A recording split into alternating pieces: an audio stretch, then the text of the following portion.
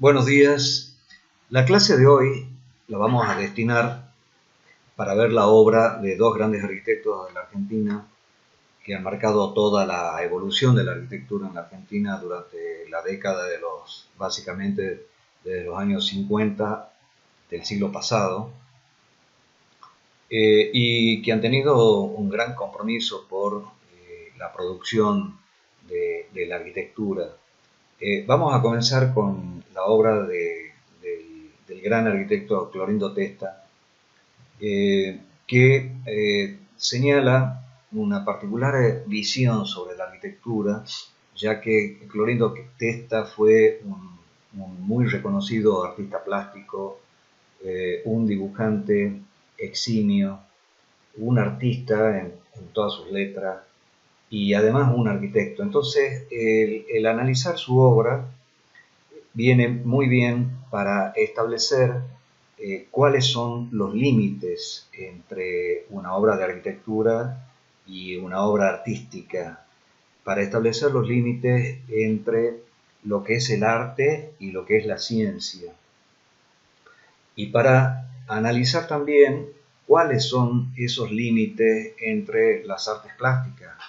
¿Cuáles son los límites que existen entre una obra escultórica, como la que también hizo Clorindo Testa, los límites que existen y las características que existen y que la definen a una obra de arquitectura?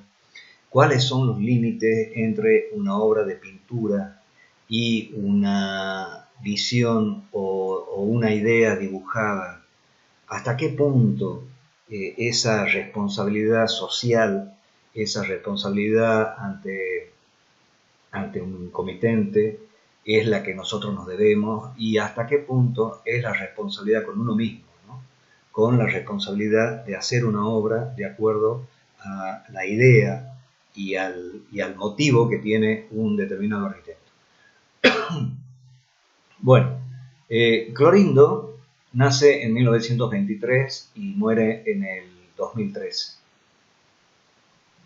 Clorindo se recibe de arquitecto en la Universidad de Buenos Aires. Hay muchísimas entrevistas que ustedes pueden leer sobre la evolución de Clorindo y la educación que él tuvo en la escuela primaria y cómo fue su educación familiar. Se recibe de arquitecto en la UBA y hace un viaje a Buenos Aires. Trabaja un tiempo en el plan regulador. Fíjense qué curioso. En ese plan regulador con Ferrari Jardoy y Bonet y Vivanco, Jorge Vivanco, se reúnen varios arquitectos que ya eran egresados de acá de la Escuela de Tucumán, como Horacio Lobo, y trabajan juntos en el plan regulador de Buenos Aires.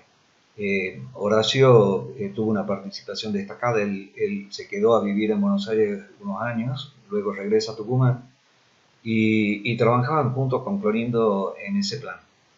Luego hace un viaje a Europa que le va a servir como para establecer un conocimiento mucho más preciso de todo lo que se producía en Europa en esos años, en la Europa de la posguerra y sobre todo en Italia. Y regresa al país de lo que él le llama, una verdadera maestría, la que hice en Europa. Y a su regreso de ese viaje obtiene ya un primer premio en un concurso que fue el edificio de la Cámara de la Construcción en 1951. Esa década de los 50 va a ser muy productiva para Clorindo, para establecerse ya como un arquitecto muy importante dentro de la arquitectura argentina. Realiza también el concurso, obtiene el primer premio de la Casa de Gobierno de La Pampa, de la que participan también una serie de arquitectos de Tucumán, como los que estaban proyectando Ciudad Hospital, Lerena, Traine y Lobo Van Helder. En 1962 obtiene el primer premio de la Biblioteca Nacional, un concurso de mucho renombre en esos años. El 64 hace el Banco de Londres con Sánchez Elías Peralta Ramos, el estudio tal vez más importante de esos años en la Argentina. Y vamos a ver luego también la Universidad de El Salvador, entre tantas de sus obras, porque no podemos analizar todas acá, pero me interesa ver esas obras como para tener una idea cabal de cuáles fueron sus búsquedas, cuáles fueron sus ideas más importantes. Estos son dos de los ejemplos que nos remiten a la década de los 50. Uno de ellos, la Casa de Gobierno de La Pampa, a la derecha, un concurso muy interesante, un edificio lineal, con todo el vocabulario de Le Corbusier, con la influencia obviamente de él en las rampas, en los parasoles, una planta muy organizada, muy apropiada también para un clima como el nuestro, con esas características de ese verano caluroso. Es un concurso que lo realiza con Davinovic, Gaido y Rossi, que va a tener una serie de socios, testa a lo largo de su producción, siempre cambiante, siempre buscando nuevas asociaciones que de alguna manera también van ayudándolo a que sus obras tengan una característica muy particular, una evolución muy particular. En el otro caso, la otra imagen que vemos es de la Biblioteca Nacional, un planteo muy interesante en donde resuelve toda la serie de libros y de depósitos abajo, enterrada, y la parte de sala de lectura con vistas a la ciudad de Buenos Aires, con vistas al río, elevada. Este fue un concurso en donde también dos arquitectos tucumanos se destacaron, obteniendo una mención honorífica, como fueron Pedro Priori y Carlos Robledo. Entonces, en estos tipos de planteo uno ya empieza a ver esa originalidad y la innovación, tanto en lo formal como en lo funcional, la asociación a distintos arquitectos, el juego de Corbusier, que a veces lo tomo y a veces lo dejo. En estas décadas prácticamente fueron las del despegue de Clorindo, hasta luego su posterior consolidación en los años 70 y 80. Esta es una de las imágenes también de la Biblioteca Nacional, una obra que de alguna manera tiene también mucho de escultórico, pero lo más interesante es el planteamiento de cómo trata el espacio público en este croquis que él realiza, en donde se comparan esas dos imágenes que me parecen muy interesantes, esa dosis de escultura urbana, pero que también responde cabalmente a un programa, responde cabalmente además a una obra pública en la Argentina. Realizar una obra pública en la Argentina con todos los cambios de gobierno, esta es una obra que dura prácticamente más de 40 años.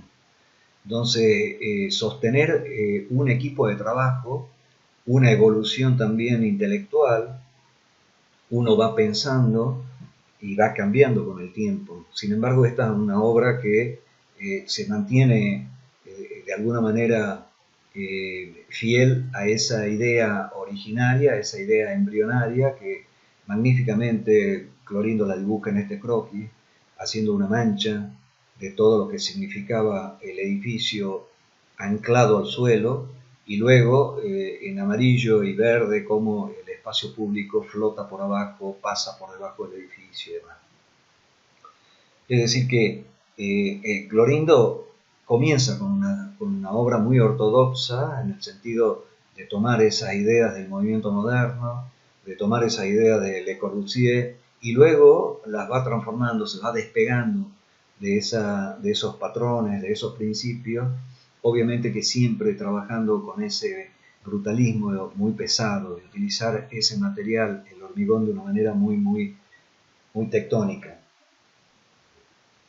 En este otro caso, de la Biblioteca Nacional pasamos al Banco de Londres, que quizás sea una de las obras más interesantes, de mayor aporte espacial, de un mayor desarrollo de un espacio interior, en donde recuerdo que esta obra la visitamos con mis compañeros del Instituto Técnico del Secundario, cuando estábamos en la gira, y fue realmente una sorpresa. La verdad que esos maestros que tuvimos nosotros en el técnico, que nos llevaron pacientemente de gira para recorrer estas obras en Buenos Aires, que realmente fue muy meritorio por parte de ellos, y que uno todavía no tenía ese conocimiento de lo que se le presentaba como lo que podía entender una obra de arquitectura. Sin embargo, ese descubrimiento del espacio interior del Banco de Londres fue un shock, fue un momento impactante encontrarse con bandejas, con platos, con escaleras, con huecos, con cosas que colgaban, que uno no sabía el orden estructural cómo estaba, porque no lo terminaba de descubrir, de dónde colgaban tantos pisos. Pero uno se encuentra con ese shock de un espacio interior. Luego, en la evolución de Clorindo, aparece el Centro Cultural Recoleta, el Buenos Aires Design Center. Ya acá trabaja con Jacques Bedel y Benedit, otros dos grandes artistas plásticos también y dos grandes arquitectos de Buenos Aires. Y van teniendo una influencia que se va despegando de esa ortodoxia, de ese apego al brutalismo, y se van abandonando esas ideas para ir tomando como juegos que le llamaríamos como postmodernos, ¿no? en donde aparece parte de lo viejo que tiene una relación con lo nuevo, y de alguna manera ese edificio también tiene una gran contribución al paisaje urbano y a las actividades públicas, ¿no? Los que hayan recorrido el Buenos Aires Design se encontrarán con una gran terraza, saben que se encuentran en una gran terraza donde hay muchas actividades de bares, confiterías y demás, que realmente es un paseo mucho más agradable. No es cerrado como otro shopping, sino que parte también es abierto. Y por último vamos a ver en la Universidad de Salvador algo que también Clorindo interesa mucho, el reflexionar siempre con lo que él le llama una idea arquitectónica, el desarrollo y la búsqueda de ideas que sean muy fuertes.